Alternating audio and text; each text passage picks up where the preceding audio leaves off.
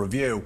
How is that not a violation of the Fifth Amendment, but suddenly it's a violation of the Fifth Amendment if the Trump administration does it? Well, the short answer, back then, we're talking about immigration law. The Alien Enemy Act is actually not part of immigration So law. we have three things. And as we said, excuse me for interrupting, but we have the Alien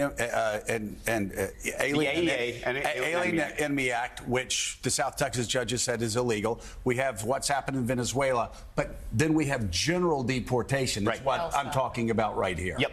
So federal law allows for even broader and speedy removal than has been used in the past. And expedited removal, as you talked about, allows for summary removal. That means no entitlement even to a hearing, possibly within 24 hours. It hasn't been used as broadly as, say, the Trump administration might want to use it. But under the statute, it is permissible to remove aliens who arrive at the border and even those who have been here for 2 years, although that 2-year provision you talked about is the lesser used in practice. But just because it isn't used very often doesn't mean it's not a part of federal law that can be used. And it will be used because it's permitted under federal law. The Congress, in its infinite wisdom, decided that aliens who arrive at the border, and they define people who arrive at the border as people who have even been here 2 years, if they have fraudulent documents, if they don't have sufficient documents, they can be removed in an expedited fashion unless they seek asylum. So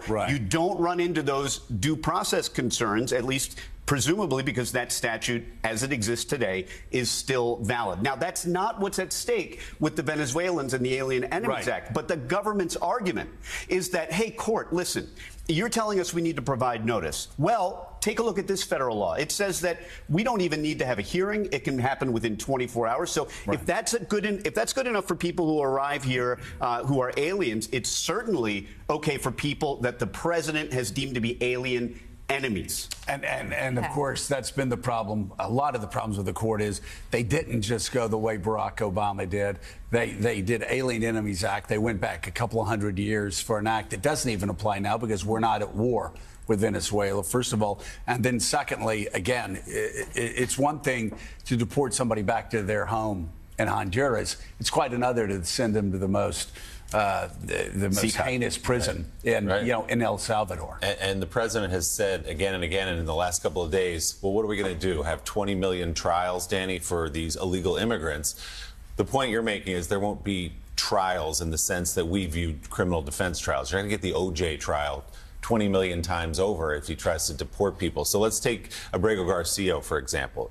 If Garcia comes back to the United States and stands trial or has a hearing, what does that look like as an example of what others might face? Yeah, Garcia's a little different. He wasn't removed under the Alien Enemy Act because he's not a Venezuelan. And so that whole argument about Venezuela being the enemy or Tren de Aragua being the enemy doesn't apply. But you're absolutely right. If he comes back, what due process is he even entitled to? Well, probably the government will go back to the immigration court and challenge or reopen his case. Because remember, the only thing that kept him here was a withholding of removal order from, I believe, 2019. So they can go back to that court, try to reopen that case and say, hey, since then, he's done some bad things. Now, factually, you can argue, hey, no, he didn't do any of these bad things. But Danny, even that's just limited to don't send him back to El Salvador. They could deport him to Honduras. Exactly. You make a really good point, which is, again, everyone's saying, hey, bring him back, give him due process. But that due process may mean he can go to any of the other, 200 or so countries other than El Salvador. And that's why I'm cautioning folks.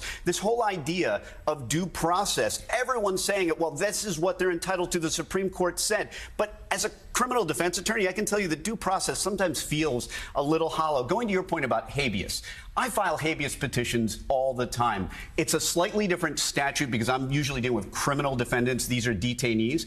But the vast majority of habeas petitions are denied without even an evidentiary hearing. In fact, rare is the case where you get an evidentiary hearing. For criminal defense attorneys, any of you watching now, you're thinking, oh my gosh, I got a hearing on my habeas petition, because most of the time they get tossed. And it makes sense because anyone who knows prisoners or the way they litigate, they file a lot of habeas petitions. And your point is spot on. If there was a hearing for every habeas petition, the courts would shut down.